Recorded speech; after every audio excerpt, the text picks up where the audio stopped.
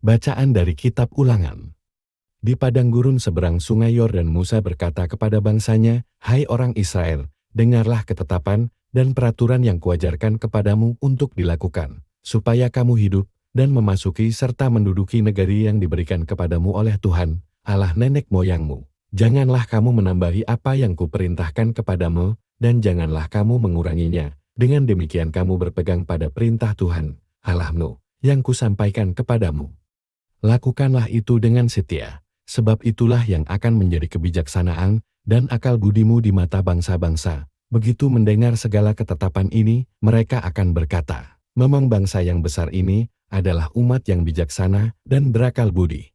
Sebab bangsa besar manakah yang mempunyai alat yang demikian dekat kepadanya seperti Tuhan, Allah kita, setiap kali kita berseru kepadanya? Dan bangsa besar manakah yang mempunyai ketetapan dan peraturan demikian adil seperti seluruh hukum yang kubentangkan kepadamu pada hari ini? Demikianlah sabda Tuhan. Syukur kepada Allah. Tuhan, siapa yang boleh menumpang dalam kemah-Mu?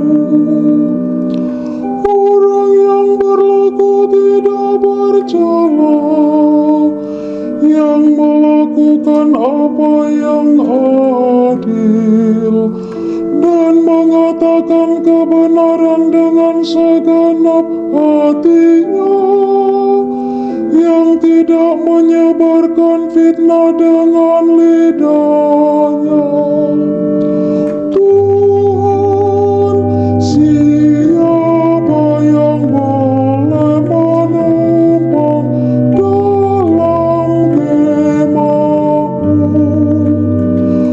Orang yang tidak berbuat jahat terhadap teman, dan tidak menimpakan cela kepada tetangganya, yang memandang hina orang-orang tercela, tetapi menjunjung tinggi orang-orang yang takwa, yang berpegang pada sumpah walaupun rugi. Tuhan, siapa yang boleh menumpang dalam kemah-Mu? Orang yang tidak meminjamkan uang dengan makan riba, dan tidak menerima suap melawan orang bersalah. Siapa yang berlaku demikian tidak akan goyah selama-lamanya. Bacaan dari Surat Rasul Yakobus. Saudara-saudaraku yang terkasih, setiap pemberian yang baik dan setiap anugerah yang sempurna, datangnya dari atas, diturunkan dari Bapa segala terang. Padanya tidak ada perubahan atau bayangan pertukaran. Atas kehendaknya sendiri Ia telah menjadikan kita oleh firman kebenaran, supaya pada tingkat yang tertentu kita menjadi anak sulung di antara semua ciptaannya. Terimalah dengan lemah lembut firman yang tertanam dalam hatimu, yang berkuasa menyelamatkan jiwamu. Hendaklah kamu menjadi pelaku firman, dan bukan hanya pendengar. Sebab jika tidak demikian, kamu menipu diri sendiri. Ibadah sejati dan tak bercela di hadapan Allah, Bapa kita, ialah mengunjungi yatim piatu dan janda-janda dalam kesusahan mereka, dan menjaga supaya dirinya sendiri tidak dicemarkan oleh dunia. Demikianlah sabda Tuhan. Syukur kepada Allah.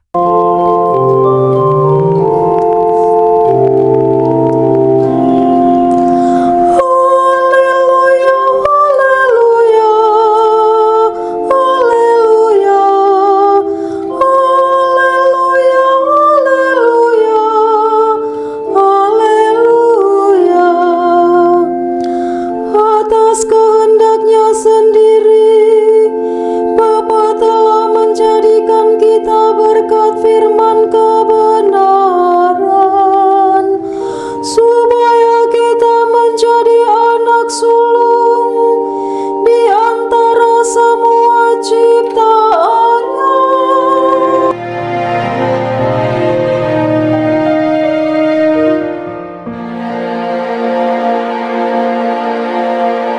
Semoga Tuhan berserta kita, sekarang dan selamanya. Inilah Injil suci menurut Markus. Pada suatu hari serombongan orang Farisi dan beberapa ahli Taurat dari Yerusalem datang menemui Yesus. Mereka melihat beberapa murid Yesus makan dengan tangan najis, yaitu dengan tangan yang tidak dibasuh.